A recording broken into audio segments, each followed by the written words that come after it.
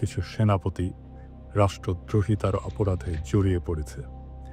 আওয়ামী লীগের কার্যক্রম নিষিদ্ধ হওয়ায় সেনাপ্রধানের নেতৃত্বাধীন জেনারেলদের একটি ক্ষুদ্র গোষ্ঠী ভীত এবং বিচলিত বোধ করছে। তারা এখনও ভারতীয় সেনা কমান্ডের প্রভাবে পরিচালিত হচ্ছে। সীমান্তের ওপারের নির্দেশে জেনারেল ওয়াকারুজ্জামান গতকাল সোমবার বঙ্গভবনে বেআইনি সেনা সমাবেশ ঘটিয়েছেন। অন্তর্বর্তীকালীন সরকার বিরোধী কোনো ঘোষণা দেওয়ার জন্য রাষ্ট্রপতি চুপ্পুকে চাপ দেওয়ার জন্য পরিকল্পনা থেকে এসব করা হচ্ছে।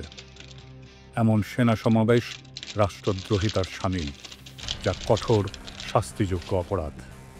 সেনাপ্রধান গতকাল বিভিন্ন পর্যায়ের অফিসারদের সাথে বৈঠক করেছেন। সেখান থেকে গুজব রটেছে যে অন্তর্বর্তীকালীন সরকার প্রধান ডক্টর মোহাম্মদ ইউনূস সেনাপ্রধানকে অপসারণ করতে চান।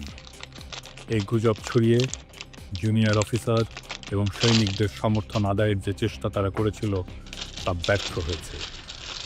আগামী কয়েকদিন সেনা অভ্যুত্থানের ঝুঁকিতে থাকবে বাংলাদেশ। তবে তরুণ অফিসার এবং সৈনিকদের সমর্থন না পাওয়ায় কুচক্রী শীর্ষ জেনারেলদের এই পরিকল্পনা সফল হওয়ার সম্ভাবনা খুবই কম। তবে সেনাবাহিনীর দেশপ্রেমিক সদস্যদের প্রতি সর্বদা ভারতীয় প্রভাবাধীন জেনারেলদের বিষয়ে সজাগ থাকার আহ্বান জানাচ্ছি।